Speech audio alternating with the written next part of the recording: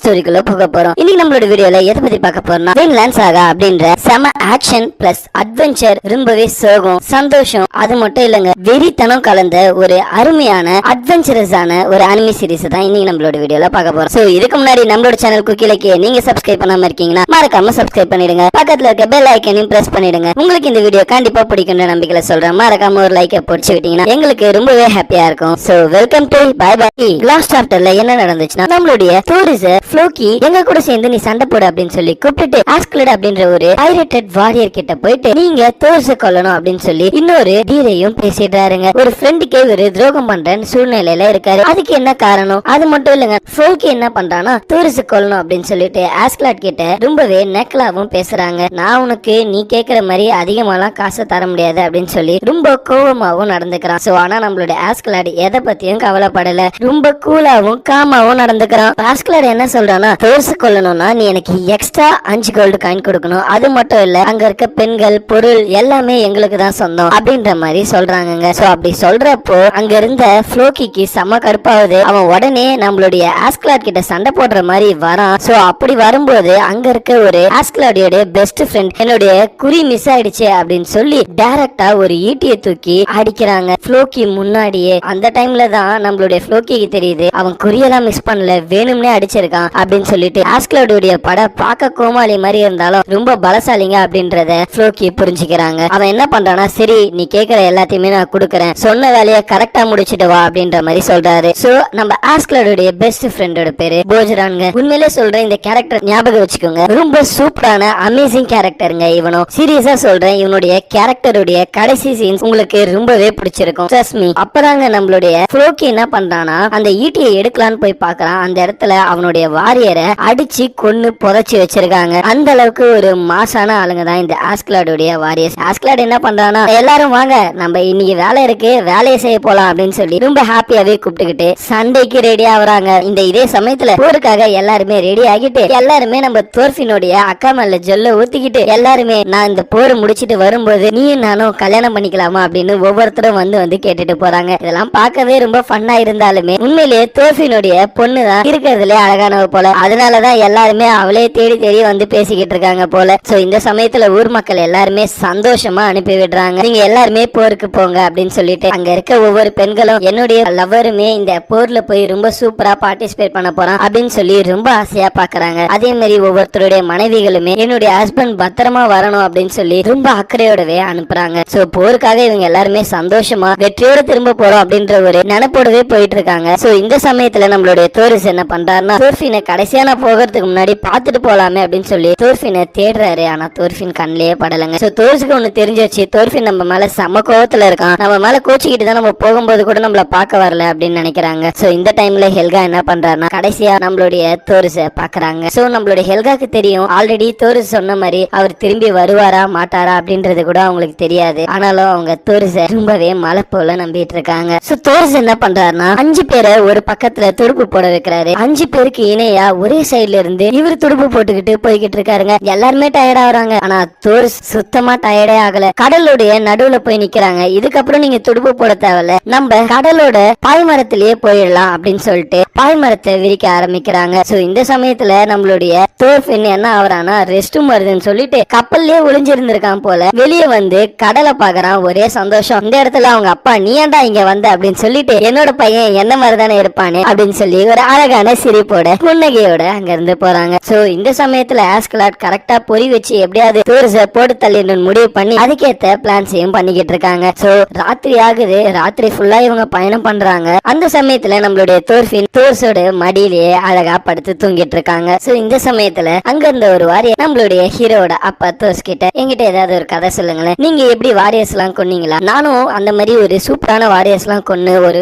Real man அப்படின்னு prove பண்ணுவேன் அப்படின்னு சொல்றப்போ தோர்ஸ் என்ன பண்றாருன்னா, உனக்கு என்னுடைய பொண்ணு யுல்வாவை பிடிச்சிருக்கல அப்படின்னு கேட்கும். ஆமா, ஏன்னா அவங்க பொண்ணை ரொம்பவே லவ் பண்றான், அவ ரொம்பவே அழகானவ அப்படின்னு சொல்லவும் நம்மளோட தோர்ஸ் விஷயத்த சொல்றாரு. நான் வைக்கிங்ல ஒரு வாரியரா இருந்தப்போ எனக்கு பிறந்த குழந்தையே இவ தாங்க. சோ இந்த யுல்வாவை நான் ரொம்பவே பாசமா பாத்துக்காம விட்டுட்டேன் அந்த சமயத்துல. சோ நான் போர் தான் முக்கியம் அப்படின்னு சொல்லி ரொம்பவே ஆடமெண்டா இருந்துட்டேன். ஆனா ஹெல்காவுடைய லவ் தான் என்னை இந்த அளவுக்கு மாத்துச்சு அப்படின்னு சொல்லிட்டு, இன்னொன்னு இவ பொண்ணு அப்படின்றதுனாலே நான் ஃபர்ஸ்ட் என்னுடைய குழந்தைய பாத்துக்காம விட்டுட்டேன். ஆனா உண்மையிலேயே என்னுடைய பொம்பளை குழந்தையா இருந்தாலும் அவ ரொம்பவே அழகான நல்ல பொண்ணு, உண்மையிலேயே ரொம்ப ஸ்ட்ராங்கான பிரேவான கேர்ள் அவ அப்படின்னு சொல்லிட்டு நம்மளுடைய தோர்ஸ் அவங்க பொண்ணை பத்தி ரொம்ப பெருமையாவே பேசுறாருங்க. அதுவும் இந்த மாதிரி ஒரு டம்மி வாரியர் அவரோட பொண்ணை இவ்வளவு லவ் பண்றாங்கன்னு தெரிஞ்சுவேன். உண்மையிலே பாத்தீங்களா நம்ம ஊர் அப்பாவா இருந்தா இந்நேரத்துக்கு பையனை தேடி தேடி இறானா வெட்டுறா அப்படின்னு சொல்லி சுத்திட்டு இருப்பாங்க. இந்த சமயத்துல லேஃப்ன்றவர் என்ன பண்றாருன்னா, வாங்க நம்ம கடை ஒதுங்குவோம், இந்த இடத்துல ஒரு கிராமம் இருக்கும் அப்படின்னு சொல்லிட்டு அந்த பக்கம் போயிட்டு இருக்காங்க. போறப்போ லேஃப்க்கு ஏதோ ஒரு சந்தேகமா இருக்கு. தூரத்துல இருந்து பார்த்தா மக்கள் நடமாட்டமே ரொம்ப கம்மியா இருக்க மாதிரி இருக்கு. அப்பதான் லைஃப் ஒரு விஷயத்த புரிஞ்சுக்கிறாரு, இந்த இடத்துல நமக்கு ஏதோ ஒரு ட்ராப் இருக்கு அப்படின்னு சொல்லிட்டு. அவங்க நினைச்ச மாதிரியே அந்த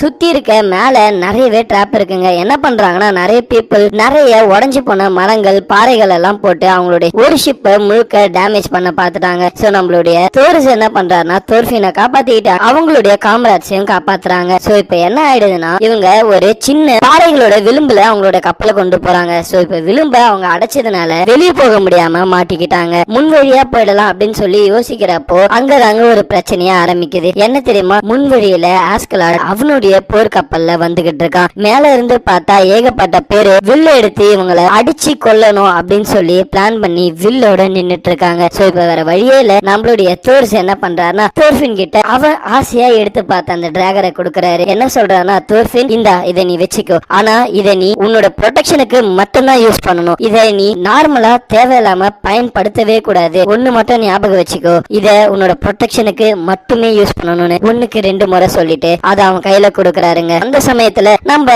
யூவாவை லவ் பண்றேன்னு சொன்னால அவன் என்ன பண்றான் தெரியுமா, நான் இவங்க எல்லாருமே கொல்ல போறேன் அப்படின்னு சொல்றான் பயத்திலே. அப்பதான் தோர்ஸ் ஒரு விஷயத்த சொல்றாரு, என்ன கொல்ல போறியா, கில்லா என்னன்னு தெரியுமா, கொல்றதுன்னா எவ்வளவு மோசமான விஷயம் தெரியுமா அப்படின்னு சொல்லி அவனை திட்டிக்கிட்டு இருக்க சமயத்துல ஆப்போசிட் டீம்ல நம்ம ஆஸ்கலாடுடைய பெஸ்ட் ஃப்ரெண்ட் இருக்கான்ல மலை மிருகம் பாஜ்ரான் என்ன பண்றானா, ஒரு பைத்தியம் பிடிக்க வைக்கிற ஒரு மஷ்ரூமை சாப்பிடுறாங்க. அவன் நார்மலாவே அந்த மஷ்ரூமை எப்ப சாப்பிடுவான் தெரியுமா, அவன் ரொம்ப ஆக்ரோஷமா சண்டை போடணும்னா மட்டுமே அந்த மஷ்ரூமை சாப்பிடுவான் போலங்க. சோ என்ன பண்ணிட்டு இருக்கானா, அந்த மஷ்ரூமை சாப்பிட்டு நம்ம சண்டை போடணும் அப்படின்னு நினைக்கிறான். இந்த சமயத்துல சண்டையும் ஆரம்பிக்குதுங்க. நம்மளுடைய தோரிஸ் என்ன பண்றானா, எதிர்க்க இருக்க ஆஸ்கலாடுடைய டீம்ல இருக்க எல்லாருமே அடிச்சு துவம்சம் பண்றான். ஆனா ஆஸ்கலாடுக்கு அதை பத்தின கவலையே இல்லைங்க, சிரிச்சிட்டு இருக்காங்க அவன். சோ என்ன பண்றானா, தோரிஸ் இருக்கிற ஒவ்வொருத்தருமே கையாலே அடிக்கிறாங்க, வெப்பனே இல்லாம. சோ கீழே மாட்டிக்கிறவங்களுக்கு கூட என்ன பண்றானா, துடுப்பெல்லாம் போட்டு அவங்கள காப்பாத்துறதுக்கும் வழி பண்றான். சோ நம்மளுடைய தோரிஸ் ஒருத்தரை கூட கொல்லாம வெறும் கையாலே அடிச்சு டிஃபீட் பண்ணிக்கிட்டே இருக்கான். அப்புறம் அந்த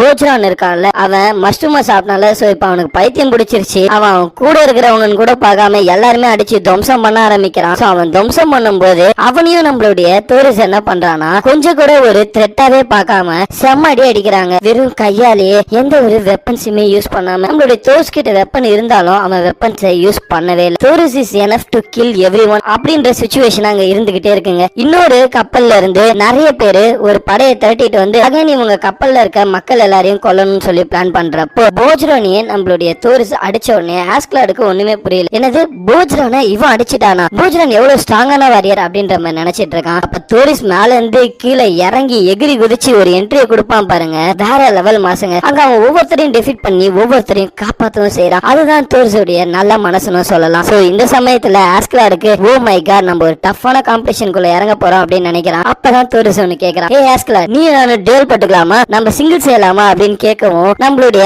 ஆஸ்கலாடால மறுக்க முடியாது. அவனோட ஆட்கள் முன்னாடி அவன் சிங்கிள்ஸ் பண்ண முடியாதுன்னு சொல்லக்கூடாதுல்ல. சோ நான் போட ரெடியா இருக்கேன், அப்படி நான் சிங்கிள்ஸ்ல ஜெயிச்சிட்டேன்னா உன்னுடைய பாடியை நான் எடுத்துப்பேன் அப்படின்ற மாதிரி சொல்றான். சோ நம்மளுடைய தோர்ஸும் என்ன சொல்றான்னா, சப்போஸ் நான் ஜெயிச்சிட்டேன்னா நீ என்னோட ஆட்கள் எல்லாருமே விட்டுடணும், என்னுடைய மக்கள் எல்லாரையும் இந்த கப்பலோட விட்டு நீ அவங்கள நார்மலா திருப்பி வீட்டுக்கு போக விட்டுடணும் அப்படின்ற மாதிரி சொல்றான். சோ ஆஸ்கலாட் என்ன பண்றானா, ஓகே உன்னுடைய டீலை நான் அக்செப்ட் பண்ணிக்கிறேன் அப்படின்னு சொல்லி அவனும் சண்டைக்கு ரெடி ஆகுறாங்க. இப்ப ஆஸ்கலாடுக்கும் நம்ம தோர்ஸுக்கும் சிங்கிள்ஸ் நடக்க போகுது. வேற லெவல் சீன் தாங்க. இந்த இடத்துல நம்மளுடைய தோர்ஃபின் என்ன பண்ணனா, எங்க அப்பா அவனை அடிச்சு கொன்னுடுவாரா அப்படி இப்படின்னு சொல்லவும், சின்ன பசங்க எல்லாம் இந்த இடத்துல வந்து சண்டை போடக்கூடாது தம்பி, வாயை முடிக்கிட்டு ஓரம் போய் உட்காரு அப்படின்னு ஆஸ்கலாட் கூலாவே சொல்றாங்க. உண்மையிலேயே ஆஸ்கலாடுக்கு ரொம்பவே தைரியம் இருக்கு. சோ இப்ப ஆஸ்கலாட் என்ன பண்றான் தெரியுமா, ஆமா நீ முதல்ல நான் தான் உங்களோட லீடர்னு எப்படி நினைச்சேன்னு கேக்குறப்போ, என்னால உன்னோட கண்ணை பார்த்தே சொல்ல முடியும் நீ தான் லீடர் அப்படின்னு சொல்லவும் ஆஸ்கலாடுக்கு ஒண்ணுமே புரியல, இவன் உண்மையிலேயே ஒரு வேற லெவல் வாரியர் தான் போல அப்படின்னு நினைக்கிறான். சோ ஆஸ்கலாட் என்ன பண்றானா, ஒரு பாய் மரத்தையே கட் பண்ணி விட்டு தோர்ஸ போட்டு தள்ளிடலான்ட்டு ஒரு சின்ன மூவ் பண்றான். தோர்ஸ்க்கு ஒரு சின்ன அடியும் படுது. ஆனா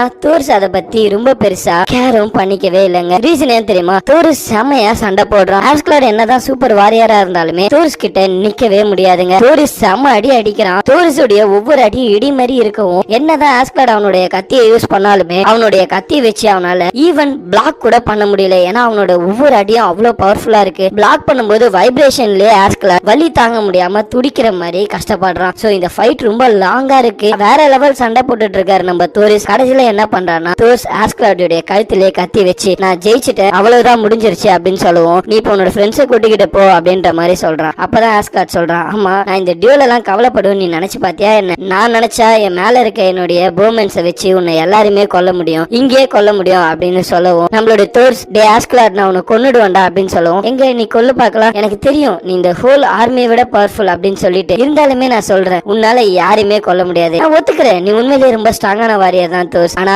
உன்னால யாருமே கொல்ல முடியாது, அதனால நீ தான் தோல்வியை ஒத்துக்கணும் அப்படின்னு சொல்லி நம்மளுடைய ஆஸ்கலாட் தோர்ஸ் கிட்ட ரொம்பவே கூலா கான்பிடென்டா பேசிட்டு இருக்காங்க. அப்ப ஆஸ்கலாட் ஒரு விஷயத்தை கேட்கறான், நீ இவ்வளவு ஸ்ட்ராங்கான வாரியரா இருந்து எதுக்காக இந்த மாதிரி ஒரு மொக்க கிராமத்துல வாழ்ந்துட்டு இருக்கேன்னு கேட்கவும் நம்மளுடைய தோர்ஸ் ஒரு விஷயத்த சொல்றான், இல்ல வாரியருக்கு அர்த்தம் உனக்கு தெரியுமா, ஒரு உண்மையான வாரியருக்கு என்னைக்குமே கத்தி தேவையில்ல அப்படின்னு சொல்லுவாங்க. உண்மையில இந்த வேர்ட்ல எவ்வளவு அர்த்தம் இருக்கு தெரியுமா? அது இங்கிலீஷ்லயே நான் உங்ககிட்ட சொல்றேன் பாருங்களேன். A true warrior doesn't need a sword. உண்மையிலேயே சம மீனிங்ல அதை கேட்கும்போது நம்மளுடைய தோர்ஃபினுக்கு ஒண்ணுமே புரியல. எங்க அப்பா உண்மையிலேயே ஒரு நல்ல மனுஷன் அப்படின்ற ஒரு எண்ணமும் வருது, ஒரு நல்ல வாரியர்ன்ற எண்ணமும் வருது. இந்த சமயத்துல தாங்க போஜ்ரான் இருக்காங்க, அவன் வேகமா ஓடி வந்து நம்மளுடைய தோர்ஃபினை ஆஸ்டேஜா பிடிச்சான். யாராவது மூவ் பண்ணீங்கன்னா இந்த குழந்தைய கொன்னுடுவான் அப்படின்னு சொல்லி நம்மளுடைய தோர்ஃபினுடைய கழுத்திலேயே கத்திய வச்சிடறான். சோ நம்மளுடைய தோர்ஸ்க்கு வர வழியில என் பையனை நான் காப்பாத்தணும் அப்படின்னா நான் என்னோட உயிரை விட ரெடியா இருக்கேன், ஆனா என்னுடைய மக்கள் எல்லாருமே நீ விட்டுடு அப்படின்னு சொல்லி நம்மளுடைய ஆஸ்கலாட் கிட்ட கழுத்துல கத்திய வச்சுட்டு சொல்றாங்க. சோ நம்மளுடைய ஆஸ்கலாடும் என்ன சொல்றானா, ஓகே நீ சொன்னதை நான் ஒத்துக்கிறேன் அப்படின்னு சொல்லிட்டு நம்மளுடைய